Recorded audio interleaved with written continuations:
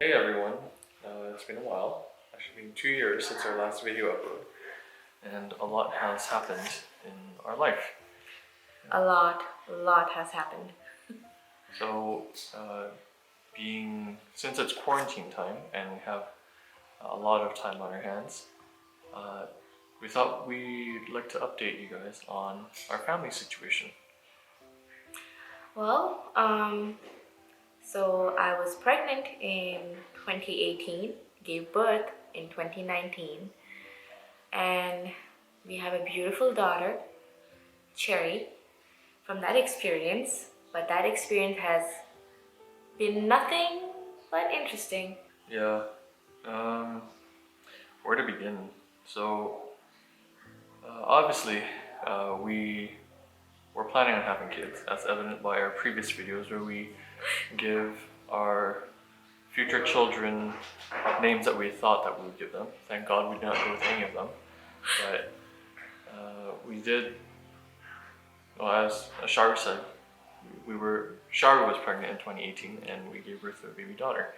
Unfortunately, Cherry was born with a congenital heart defect, and because of that we went through 3 months in the neonatal intensive care unit, or the NICU, and we'd like to talk about our experiences in the NICU, the lead up to the NICU, as well as discharge. And again, this was spurred because we have a lot of time right now because of quarantine, but also because we both have some baggage, some emotional baggage that we'd like to unload. As Sharu herself has been a trooper. She went through all of this way harder than anyone, including myself, I think, has gone through. And her healthcare provider has actually recognized that she might be going through postpartum depression and untreated trauma. And one of the suggestions that her healthcare provider recommended was to talk about it. And you being our audience, we'd like to talk about it with you guys. Well, you said basically everything. Yeah. Okay, so for me, I don't look at it as logically as Leo does. And honestly, there's a lot to the whole experience. Starting from, we actually found out we were pregnant in May Of 2018. of 2018, and very exciting for me, but it was different for him. You want to expand on that? Well, for me, I didn't think we were gonna have kids this early. We were married about 2 years, 1.5 years at that time. We just finished coming back from a European vacation. I was progressing in my career. I thought, we'll save up some money first, do the dual income no kids thing for a while, and then have kids. But surprise, Sharu got pregnant.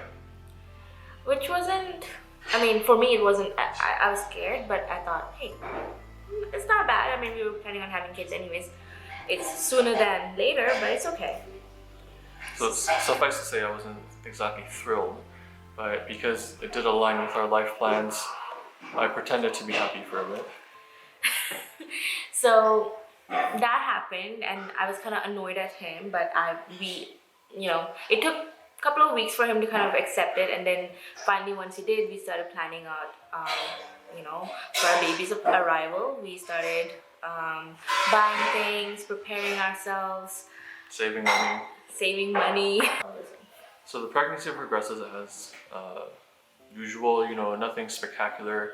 We got the kicks here, the punches there, and then obviously the morning sickness, the vomiting, and anything in between. All the mood swings. Yeah, anything that a pregnant woman would experience, Sharu experienced. So she was not a happy camper. It wasn't that bad. Well, then the third trimester came. Yeah. September 22nd. I remember that day. Everything leading up to September September 22nd was very normal. All our ultrasounds and all our testing came back positive. Great. I mean, normal. Nothing out of the ordinary. Until September 22nd, when we went for a anatomy scan. Actually, me and my dad went for the anatomy scan. So backstory to that, I have been to 3 different anatomy scans before that because they couldn't see the baby's anatomies properly. So 4th one, my OB sends me to a specialized hospital to get the anatomy scan done so they can see better, and I do. I go with my dad. He had to work, and as I said, 3 of them already done. So he didn't expect anything. I didn't expect anything. So we go in, do the scan, and I immediately knew there was something wrong because the technician looked very grim. Normally they joke around with you, but this time they were not. And then he said, wait for 10-15 minutes, the doctor's gonna come speak to you. I was very nervous at this point. Anyways, the doctor came in, looked at me, and the first thing he said to me was, I wish you had an option to abort, because I was already about 23 weeks by then. 23 weeks. And my heart fell.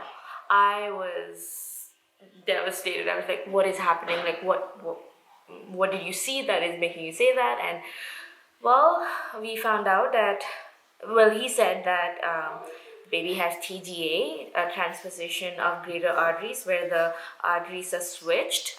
And so when the baby comes out, the baby will be blue and might not survive if proper intervention is not taken.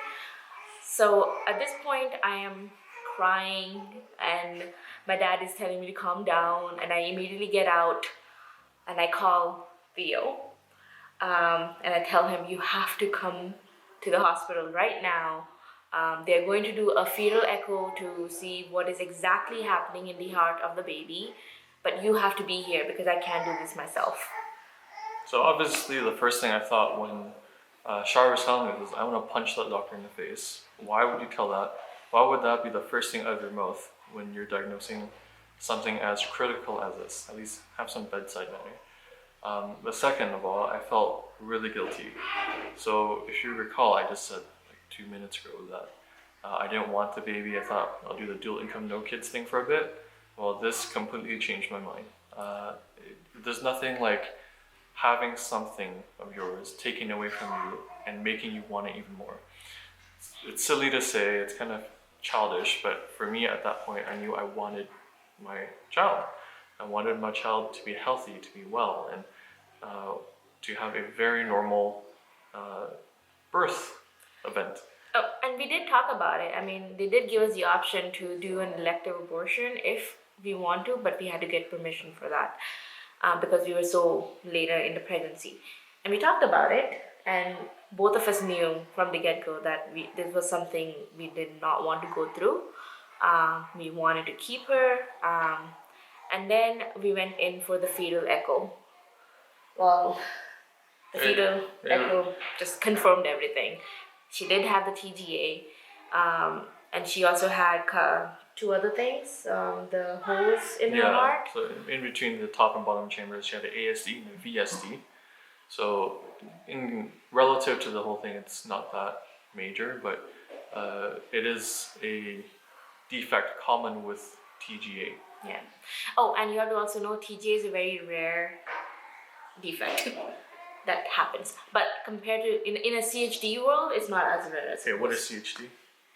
Congenital heart defect. Yeah. We know that not everyone is into the CHD world as we are. When we found out, I did so much research. I went to read medical articles, white papers, all that kind of things, just to understand the prognosis of TGA, because that's how I cope. I try to get as much information I can on the issue and find a solution. But unfortunately, I'm not a surgeon. I'm not a cardiologist. It's nothing I can do but learn as much as I can. So after that, we had a meeting with the doctor, I believe, The cardiologist. the cardiologist, and she explained to us exactly what it is.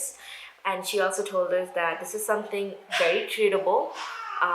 It does not mean that the baby does not survive, and it gave us hope.